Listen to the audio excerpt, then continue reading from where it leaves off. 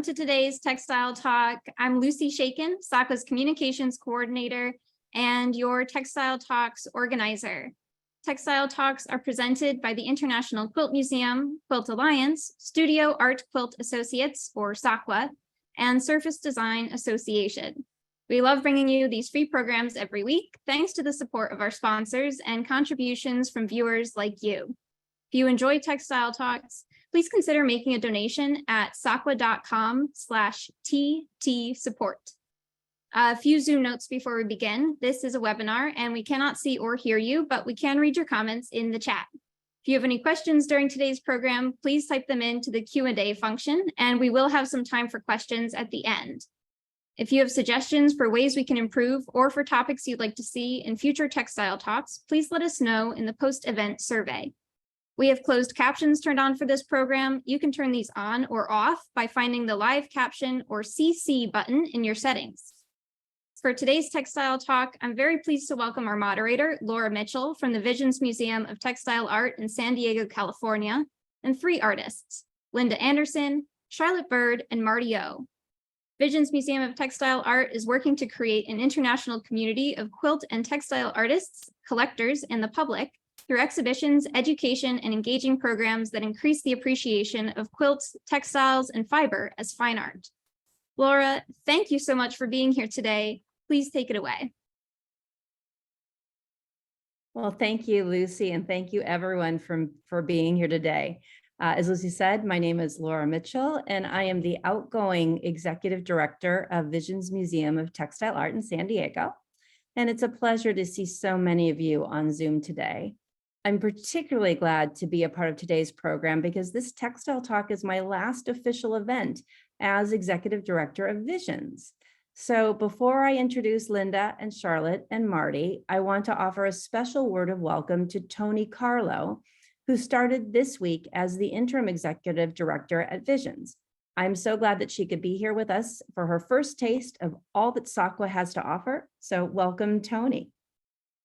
It really is a pleasure and a privilege to introduce three women who truly need no introduction among SAQA participants. When Martha first approached Visions about being a part of this series, she and I quickly landed on the concept of highlighting local San Diego artists with international acclaim. In maybe a nanosecond, we agreed that we should invite Linda, Charlotte, and Marty. For lists of these artists' many accomplishments and accolades, I will direct you to their websites. For these introductions, I'd like to speak more from the heart than from the resume, because in my life, these women embody the art of friendship, as well as the art of fabric, needle, and thread. Linda's life has always been about seeing people and hearing their stories.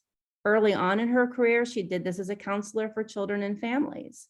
And as a full-time working artist, she documents both bodies and souls, transporting the viewer poetically into the interior lives of her subjects as they go about their daily lives. It's important to note that poetry isn't just an apt metaphor for Linda's work.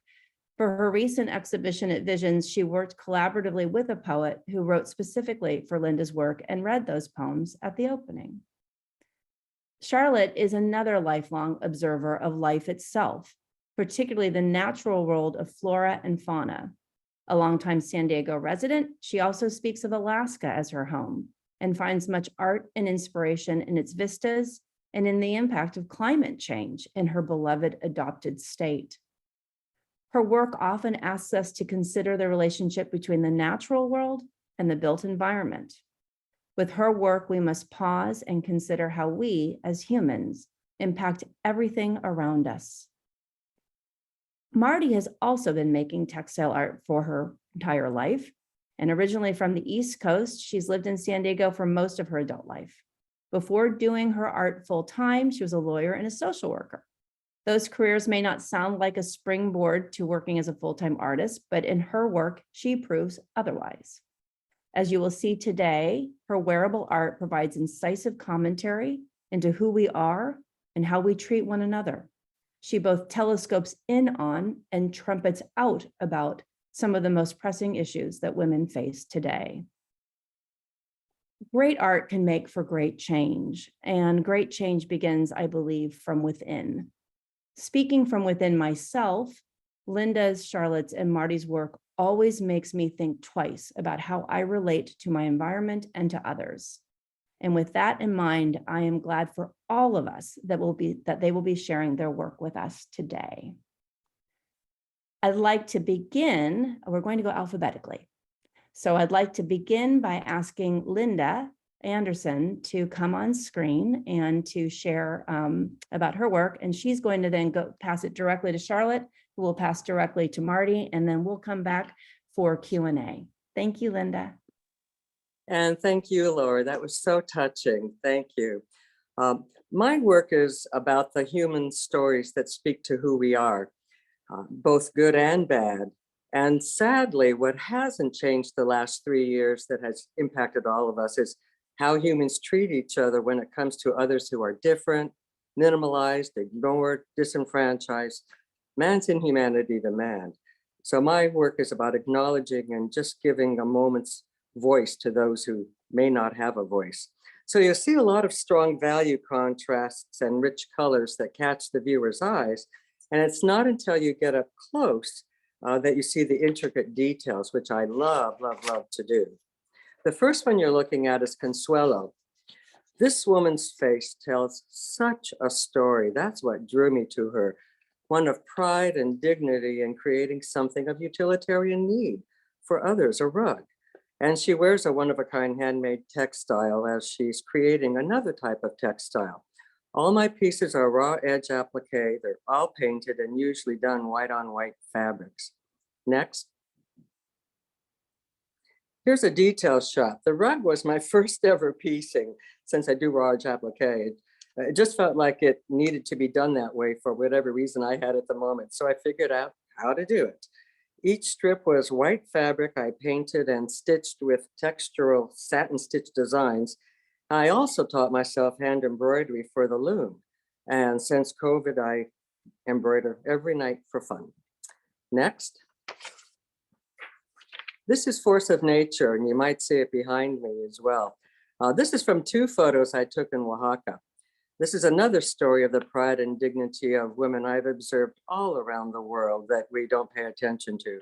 There's a real personal power to her that I really wanted to tell others about. She was selling decorative leaves for Dia de los Muertos. The colors, the solidness of her contrasted with the delicacy of her skirt just enthralled me. Next. Here's a detail of her skirt in one piece of, it was white fabric that had very delicate printed lines on it. I painted layer upon layer upon layer water washes to get the various shadows and folds, as well as the hint of the slip beneath the outer fabric. It's all painted to read as such. Then I stitched to follow the contours of the form of the draping. I love working with the look of folded and hanging fabrics on human bodies. Next. This is Finding Comfort. The last 3 years I've been working off and on a cameo series, just another way to highlight and emphasize a person's story. I've created 3 so far, and there may be a couple more in the future. This is a story of the child labor practices. The history of child abuse is a global one. The pose of these 3 boys wrapping up in each other's arms in the brickyard that they work in, their faces of resignation, it just broke my heart. And I found fabric with hands on it for the outer area. It was a white fabric with blue hands, so I had to paint that as well to go from darker at the top, lighter in the middle, darker at the bottom. Everything in this piece began as white on white fabrics, and I painted, assembled, and stitched. Next. Here's a detail again. You can see the contour stitching on the faces, hands, and clothing. I'm changing thread and bobbin colors constantly. Next. This is The Strength of Grace. Boy, I saw this man's face and couldn't get him out of my head for months. There's an inner power to him, and at the same time, there's just this gentle relaxation in his pose. I loved that juxtaposition. I don't often use green to this extent, but I really wanted to tie the green window framing to the outer edge of the fabric. So I painted white fabric that had a very subtle pattern on it, painted it darker at the top, lighter in the middle, darker at the bottom. Just creates a very subtle movement. Next. Okay, here's more deep contour stitching on the face and the hands, and the draping of the fabric as well. And then the stitching of the beard and the mustache was last. I always do the faces last. I need to build up my courage to put the needle in the fabric while all the other stitching is taking place over a few months. Next. Here's another one of my cameo series, Her Pleasure in Knowing. This is from a photo I took in India. And again, I kept coming back to her photo story. It was just too lovely. Here she was quietly peeking out from her home. I loved the large negative space of the bottom 2/3, which emphasizes the storytelling in the upper third. All the draping burlap used as her privacy wall that she looked out from under was one piece of fabric that I painted and stitched the draping lines of the form. Next. Here's a detail shot again, more contour stitching of fabric, face, and hand. Next. Oh, the March for Love. This is a recreation of the 1965 Selma March. John Lewis called it the March for Love, hence the title. I love the high value contrast in compositions, and this one had a great use of negative space, which emphasizes the foreground images. A little known piece of history is a minister in Hawaii sent white floral lace to the leaders of the march to wear as a symbol of support and solidarity. So this is that story. The background was white brocade full of flowers. I painted it black, stitched inside the flowers, and then stitched pebble textures all around the flowers. And because it's brocade, you'll see in a moment, I get a sheen on the pebbles. The bottom is going across from left to right is one cloth. It was white. I painted 247 flowers, stitched inside them, and then stitched the pebble pattern all around them. So there's 3 uses of flowers in this, the lace, the background, and the bottom area. Next. Again, here you can see the use of contour stitching on his face, the hats, the clothing. You can see that little sheen that comes from the brocade where the pebble stitching was done. In my artwork, I want to continue talking about the human social issues that seem never ending. There's just no shortage of input. My current work is the exodus of refugees out of Ukraine. So I have about a month to go to finish up on that. So I'm excited to get it to that point. And now I present you Charlotte Bird. Unmute. Good morning, everyone. And thank you, Linda, and thank you, Laura, for your lovely introduction of all of us. So where from, where to? Someone once said, change is the only constant in life. Over the years, I've tried to use those inevitable changes as opportunities to think about my art practice and directions. I've been a full-time studio artist since 1987. After a 7-month residency in Alaska dry cabin, I began learning to be an artist. I began making one-of-a-kind women's clothing, traveling around the country doing juried craft shows. Over the next many years, my art practice moved through art quilts and more recently toward 3-dimensional sculptural work, including artist books in both fabric and paper. Nature and the wilderness have always been the main underlying focus.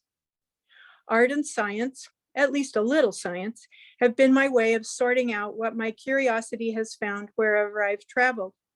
But personal and social commentary has also popped up as the world has become more complex. Next, 3D work has lurked in and out of my art practice since the 1990s. The next 2 slides are a couple of pieces from those earlier times. Corporate kitchen. During the 1990s, I began sorting out what the change from working for government to being an artist meant to me. Corporate kitchen was my interpretation of why I made that change. Next. Hiding in plain sight is one of several small sculptures I made around my 50th birthday. Several of them reflected my realization that as a middle-aged woman without a job requiring me to dress up, I was pretty much invisible. Store clerks didn't see me, and I felt like I had just about disappeared. And now COVID and the lockdown, big changes for all of us, gave me an opportunity to explore working differently. While so far I still work on flat planes, I want to locate them in space rather than only on the wall. Next. Southland Odyssey. In 2019 and 20, I made this three-dimensional quilt for a quilt exhibit at the Oceanside Museum of Art in Oceanside, California. The theme of the exhibit was Where I Live. As I researched just what Southern California looks like, Southland Odyssey grew into a 102-inch book of 24 accordioned quilt pages showing a cross-section of Southern California, from the ocean in the west to the Colorado River at the eastern border. It was a construction project of huge proportions since I didn't and still don't have a space big enough to stretch it out in full. My photographer has never worked harder. Next. I don't visualize 3D very well. Geometry and I didn't do well together in high school.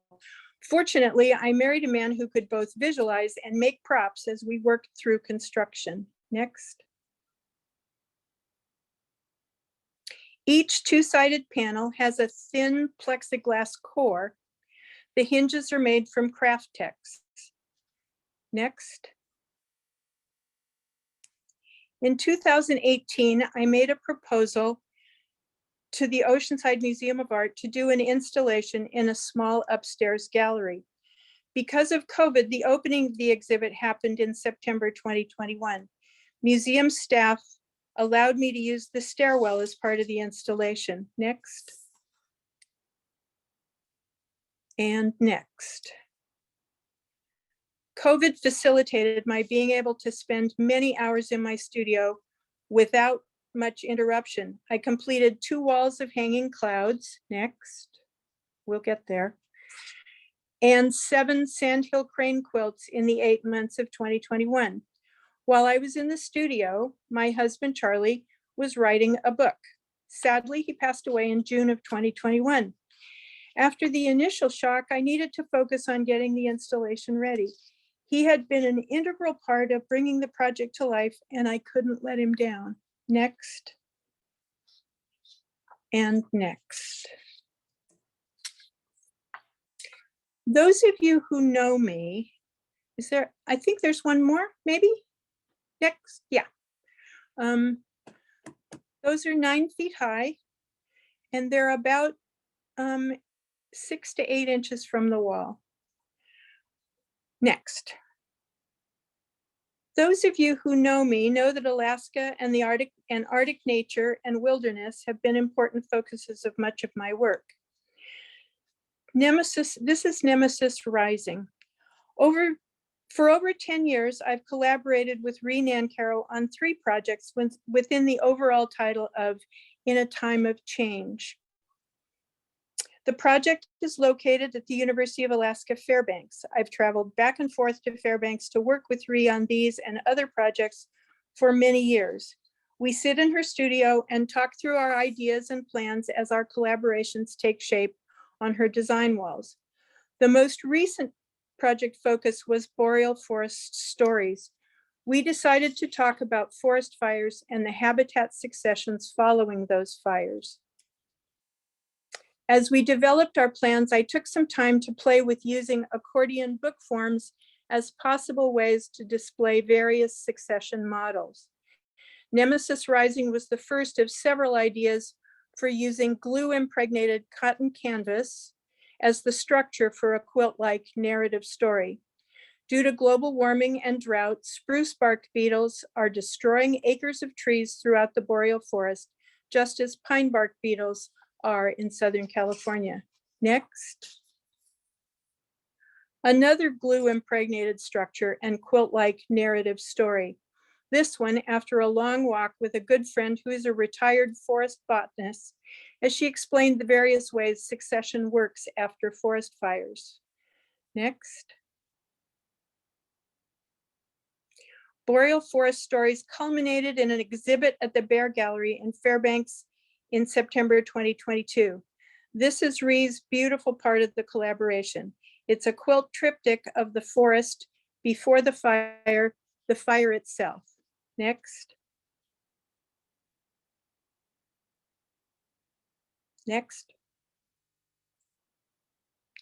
And this is the finished piece for my part of our Boreal Forest Stories collaboration. Whoop, back one.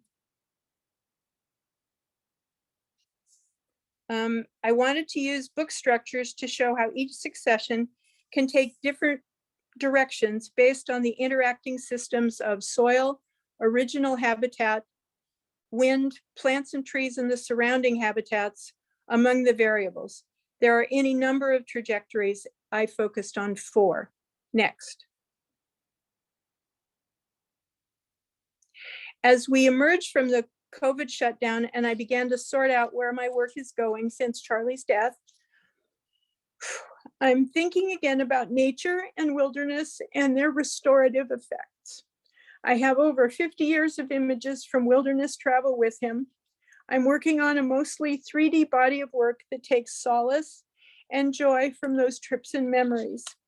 Savage River Magpie is the beginning.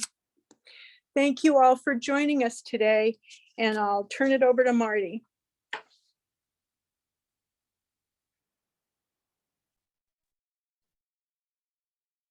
Hello there. It's a pretty tough act to follow, Charlotte and Linda. I'm really appreciative of being able to be part of this trio of artists from San Diego. So thank you all for including me. Next.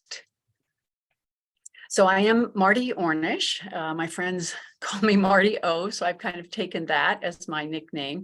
And I've included a picture of some of my early work from my Tattered Splendor series. I'm mostly known for taking antique, ruined patchwork quilts and turning them into really large dresses and even menswear. The jacket there was made out of a quilt from 1895 that thankfully was had some signatures on it, but I don't know the maker. Next. After making a fairly large series of wearable garments from patchwork, I decided to branch out a little bit, and I had the chance to have a solo exhibition at Oceanside Museum of Art during COVID. So I had 2 years, or not quite 2 years, to create this body of work, which was wonderful. I had no interruptions, and it was a very productive time for me. And so you see by this gallery shot that I'm still making wearable art, but I also wanted to take advantage of the walls and experiment with other forms of textile art. One thing I learned from this solo show and another one that I had at Visions Museum of Art was having a big space to show multiple pieces really can tell a story much more clearly and have a lot more impact, because there's always a story and a message I want to put out in my art. Next. And so part of this Oceanside show included this garment. It was made out of yo-yos from a quilt made by Joan Crone in the 1940s. She gave it to me after seeing my Visions solo show. And I just loved being able to manipulate these tiny yo-yos and create a very dramatic dress. Next. And after I showed Joan the dress I made, she pulled out a matching coverlet or quilt out of the yo-yos and gifted me that. And it was stunning because it tells the story of invisibility, which is something that was on my mind for this mid-century women themed show at Oceanside. And so I stabilized that quilt, repaired it, and hung it behind the dress. And it really tells that story of how many women and other people as well have felt invisible. Charlotte has mentioned this as well. Next. Part of this show had art quilts, and here's a good example of my storytelling and my love of hand stitching. So this is a very personal piece. You can see a bow tie quilt. My father always wore bow ties. I envisioned my mother wearing this little dress and are going to Sunday school, always wearing gloves, of course, in the 1950s. Next. I also wanted to talk about how women continue to change their shape, alter their faces to conform with whatever the current social mores are. And so this is actually undergarments I acquired from my mother-in-law. She wore these probably in the 1940s, and she was a size 0 then. I have no dress form small enough to put that the underwear on. And I loved creating this piece to tell that story about women trying to change their shape and be tiny and skinny and have that kind of Barbie look. Next. Here's a close-up. I called it Morning Dove. I embellished this, hand stitched the industrial fabric, edging it, quilted French satin that is the background, and wanted to make this both beautiful but tell the story. Next. Included in that Oceanside show is a Pill of Rights, and this is a really important piece to me. It's about the right to contraception. In 1962, the pill was finally developed. Originally, women had to have their husband's consent to take birth control. And at a point in time, one, you had to be married, have your husband's consent, and in some places have had birthed 2 children before the right to control your reproductive cycle. Next. Here's a close-up of the Pill of Rights. You can see these beautiful doves in the handwork I love to do. This has vintage sequins, vintage beading, and of course, vintage lace. Next. Unbridled is a piece about society's concern about women's virginity. It's still an issue in many countries, and I loved being able to take a friend's wedding dress apart and create this piece, layering a lot of different antique textiles. I indigo dyed some of the textiles myself, and this piece is talking about the unequal rules for women and men. Men did not need to be virgins to be married. Next. Here's a detail of that piece showing you the beautiful work on that old wedding dress. Next. I like to introduce humor, and I love objects of everyday life. And so I also included in the Oceanside show 3 vacuums. This one has a lovely mink stole as its cover. It is still a working vacuum. It's lit up. I disabled the motor so that it could light up and not make a horrible sound. And I have French silk velvet ribbon wrapping the hand of that. Next.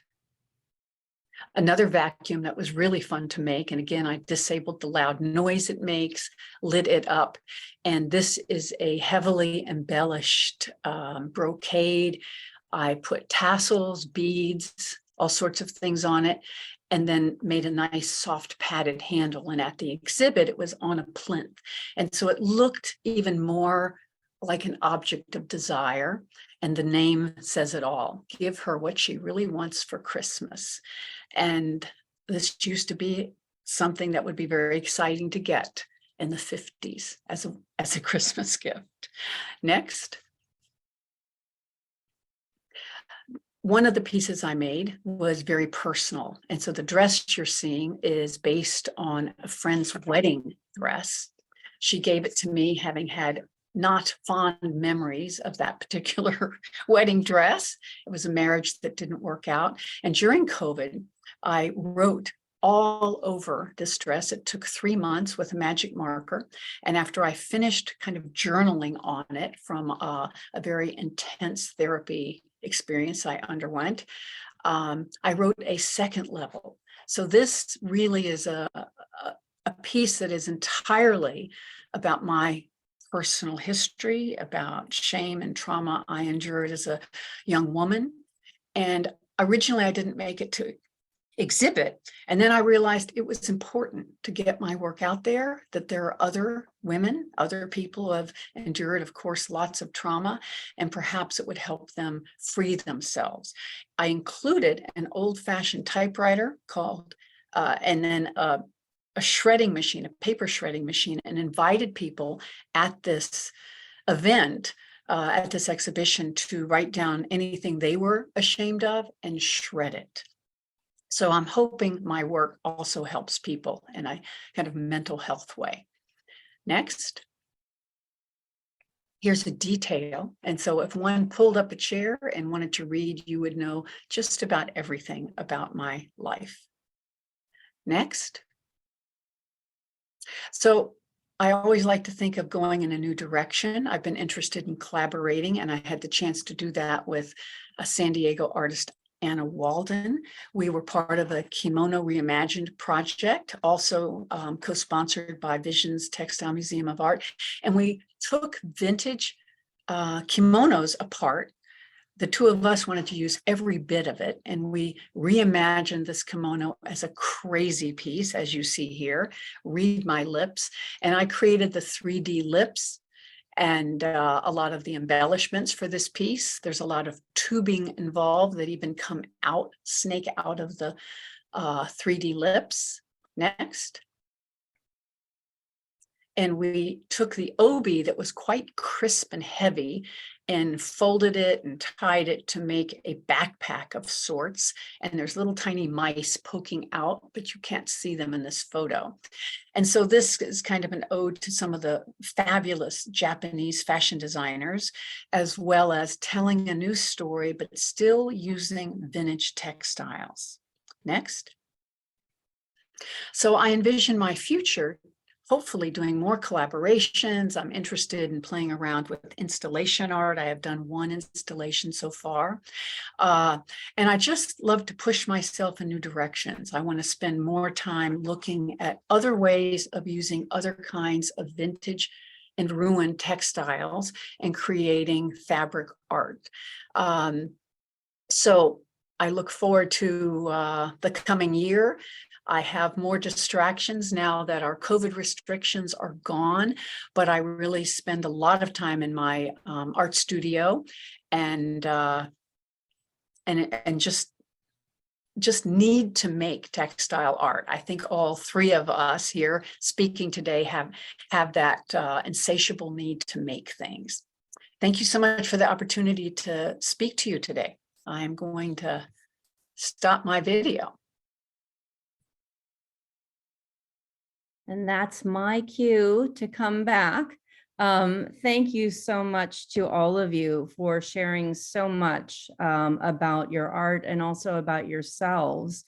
And I am especially appreciative of those themes about making the invisible visible, the themes of paying such close attention to our own hearts and the hearts of others, and really relishing the restorative properties of art and the restorative properties of being together and engaging in this conversation about these wonderful, wonderful, beautiful works that are not just visually aesthetic, but are emotionally and intellectually aesthetic. So thank you so much for that. On a more mundane note, I'm going to ask each of the artists to put their websites and Instagram accounts into the chat because people are asking about that. And I am looking at the Q&A, and I think what we might want to do is start with each of the artists has been asked in some way about technique and particularly paints and dyes. So Linda, we'll start with you. There's a question about your paints and what paints you use, and also what is glue impregnated fabric. And then Marty, we've got a question for you about, do you use tea dyes? And Charlotte, a question for you about the construction of your cranes. So start with Linda and we'll work through with some technique questions, and I'll keep monitoring the Q&A. Okay, yes. The question was, what kind of paints do I use? What kind of paints do you use? And then also, I can't tell from the timestamp if this question is for you, but we have a question. What does glue impregnated fabric mean? And I'm not sure if that's you or for Charlotte. Yeah, that That's might Charlotte. be Charlotte. Okay, Yeah, Charlotte, that's for you then. Yeah, But we'll start with it's what kind of paints do you use? Yes. I use Jacquard textile paints. They've got a variety. They've got the Lumiere and the couple of different types, and I use them all with a lot of water because I have to layer wash upon wash upon wash so I don't obscure the printed white on white design that's on the fabric. Great. And Charlotte, could you talk to us about glue impregnated fabric and also the construction of your cranes? Yeah, the cranes are, let me start with that. The cranes were from photographs of cranes, several different photographs. I got licenses for all of them. And I took the images and drew them out, and then took them to a blueprint place and enlarged them just about 400%, and then used that cartoon to construct. It's all raillage applique. Construct the birds with hand-dyed fabric and a little commercial fabric, and then they were all cut out, quilted and cut out. And the very last thing I did was oil stick orange and rust colors on the birds. The glue impregnated fabric is canvas. The Nemesis Rising was raw canvas that I dipped and squeegeed off a combination of 50-50 water and Elmer's glue all. And it's, you lay it out you get it all squishy wet and lay it out on a table and with a squeegee it all off, hopefully not onto the floor, and let it dry. It's not entirely even. You can't force it to be square. That's the only downside. Anything else? No, and from Marty, there's a question about, do you use tea dye in your work? Or what kind of dye? Definitely. Yes, I use tea dye. I also use coffee grounds to dye. And sometimes if I want something a little browner, I will use walnut shell dye, which is wonderful. It really dyes fabric. I like things to look unevenly dye. And sometimes when I'm using all the vintage cloth that I use, something will be standing out too much. So often sometimes I'll even paint it on. Sometimes I'll spritz it on if I want it to be more like droplets. And I'll use magic markers too, to change colors of things. I think you've given us all a new way to describe the potency of your work. We can now say it's caffeinated. Yeah. All that tea and coffee. Very I like good. that. The next question in the chat, I love. Thank you to Sylvia for asking this. She's wondering about how you work in your studio in terms of times of day, and in particular, are there any night owls or are you morning people? And how do you find a rhythm for the best time to be in the studio? We can start with Linda. We'll go alphabetically again. Linda, Charlotte, and Mark. Take- My goal is to be in the studio working by 10. It's 10:30ish is stretching it, and I will work continually till easily 6 or 7 o'clock at night. And I've been doing this 6 days a week because there's nothing I wanted to do in my life but keep finishing this piece. And my pieces take so long anyway. To get 4 months minimally, 5.5. So if I don't put in the hours, it's like I don't want to just do one a year. At least, I've got so many stories I want to tell. I just got to keep working. Yeah. How about you, Charlotte? I'm an afternoon person, and I usually do business work and computer work in the morning, and then I go to the studio and I can be there until 7 or 8 o'clock at night if I don't get hungry. But that's often later in the afternoon. I turn my brain off and my hands do all the work. Marty, how about you? I work a lot. Deadlines help me. So when I have a deadline, I am all in. I will put in 10, 12 hours a day. I do take breaks, of course. I have a chime set up on my cell phone to remind me to get up and stretch and move a little bit. Otherwise, I have problems. I pace myself so that I do sometimes a lot of sewing machine work, and then I'll do a lot of hand work, but I have to pace myself. And one of my secret weapons is this lovely look. I recommend these because if you start working later at night, I don't know, I need a little help visually. So I try to light up my space. I know Linda Anderson has a stunning set of lights that help her work. Sometimes I'm sewing black on black, and at night that is impossible now. So that will stop me in my tracks when I realize I can't see what I'm doing, no matter how many lights I use. So deadlines really make a difference for me. It energizes me. It gets me inspired to make even more. I'm grateful for those opportunities, strangely enough, to have deadlines. Right. And Marty, for the next question, we'll stay with you. The question is, do you use only vintage or used textiles that you've been gifted or that come from friends? Or do you use others as well? Well, I do buy vintage things as well.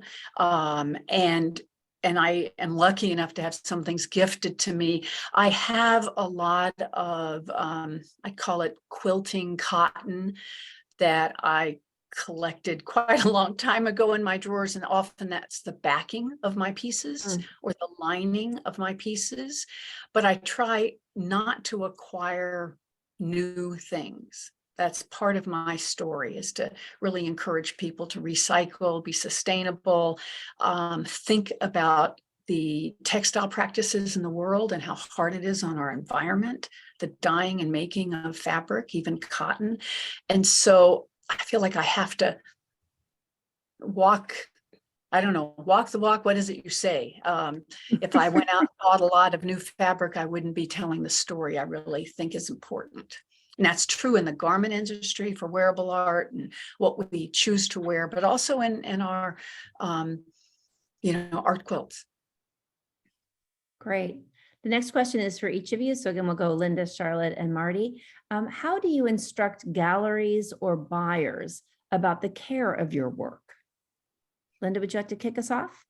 Well, yes, when I have sewed pieces, I attach a little tag that says, no direct sunlight, do not put water on it, avoid touching if you're not wearing gloves, do not fold. I never fold a single piece of mine, keep it rolled if you're not hanging it. Out of no smoke-filled rooms.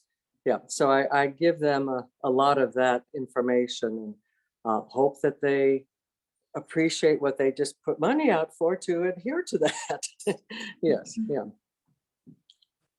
Charlotte, how about you? A long time ago, I had a commission that was going to be in a school, and the art consultant that hired me said that archivally, work is usually not, it's considered old if it's been out 20 years. I basically figure that's the lifespan of whatever it is I do. I do a lot of hand dyeing, and it's Procyon dye, so it's fairly light, not light sensitive, but like Linda, I tell people no, no direct sunlight, and just be kind to it. Like she said, you've spent a lot of money on this. Assume you need to take care of it. The other thing that I was also told years ago was curators or restorers will take a quilt flat and put window screen over it and lightly vacuum clean through the window screen so that pieces don't come up, and it's really to protect the surface of the work.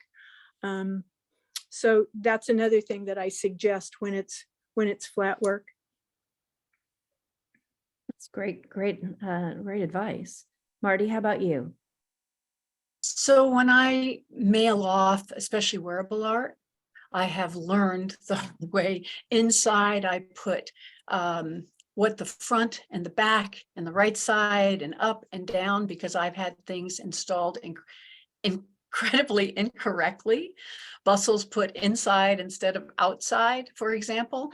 So I've learned to pin all these different directions, and then I usually write out how to install the wearable art, because people do put things upside down or incorrectly. I also pack a pair of white cotton gloves, and that's the first thing you do when you open my box.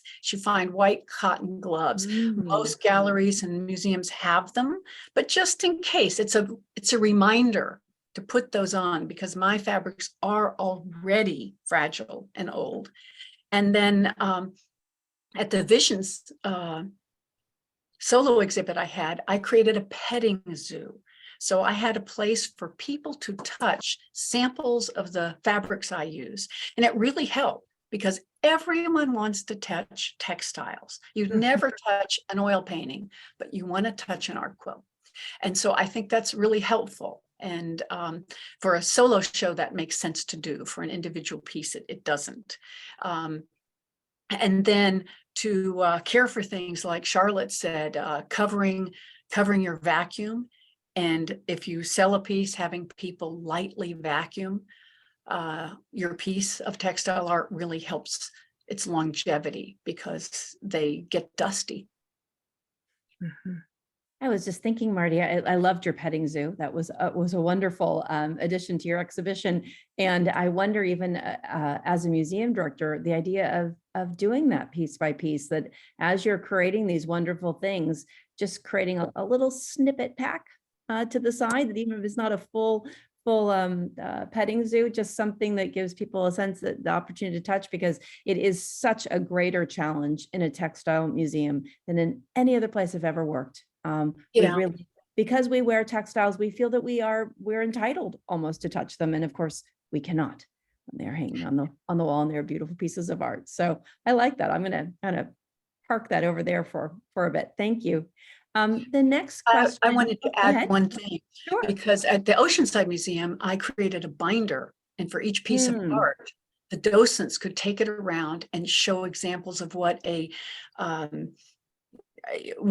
used for each piece, and sometimes construction techniques for what I did. And they really loved that. Everybody passed this book around, and that's something we could all do.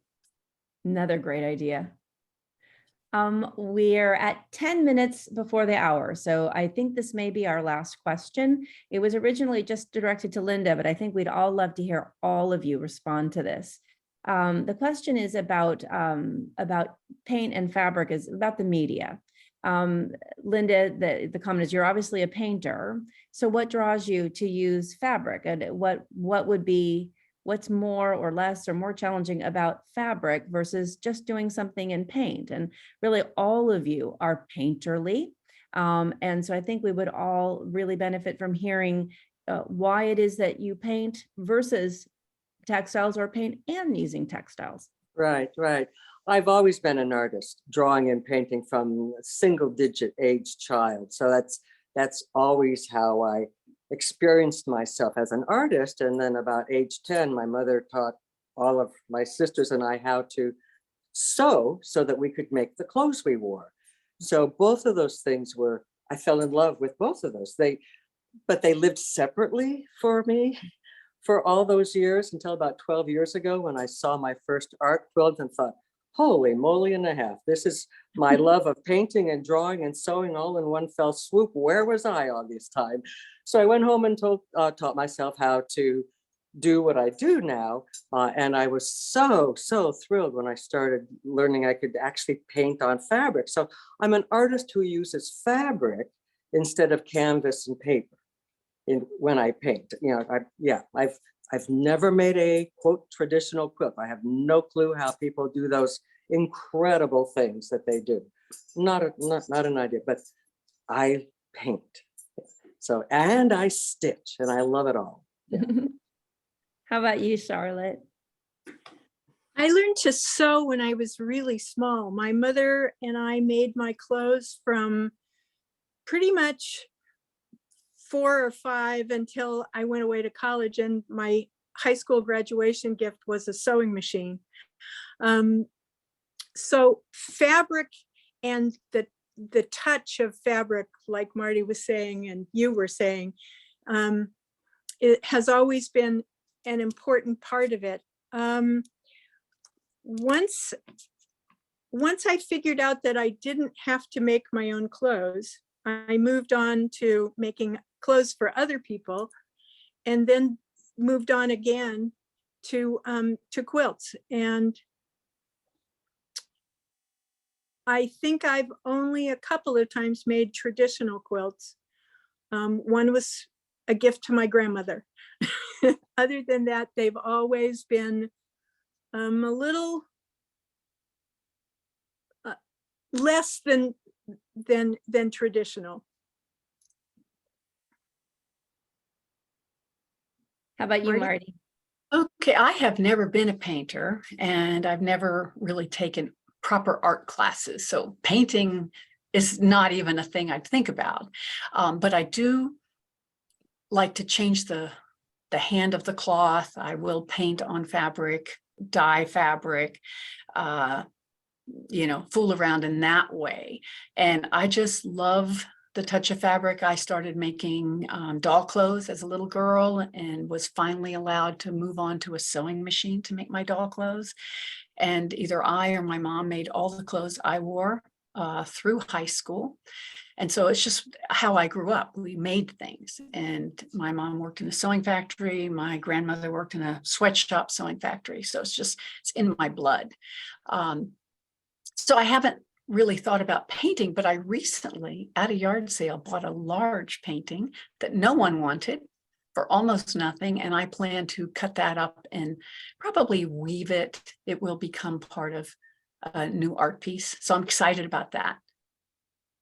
So I will take paintings and cut them up, but I don't plan to paint. And with that, I think I'll hand this back over to Lucy. Yes? Yes, thank you so much, Laura. I want to say thank you to Visions for organizing this talk.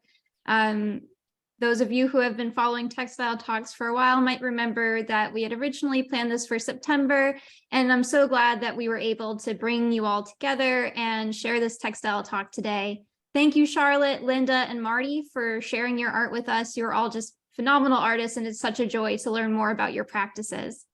I want to also thank our sponsors for making Textile Talks possible to bring to you free every week. And thank you to our viewers for joining us. We'll see you back here next Wednesday, same time, same place, for labeling and documenting anonymous quilts, presented by the Quilt Alliance. And as always, you can find the details and sign up for that talk at SAQA.com/textile talks. And if you would like to support Textile Talks with a donation, you can do that at SAQA.com/TT support. And thank you so much to everyone who has made Textile Talks possible through your donations. We really appreciate you, and we're so proud of the community that we've created here. So with that, I hope you all have a fantastic Wednesday, and we will see you next week.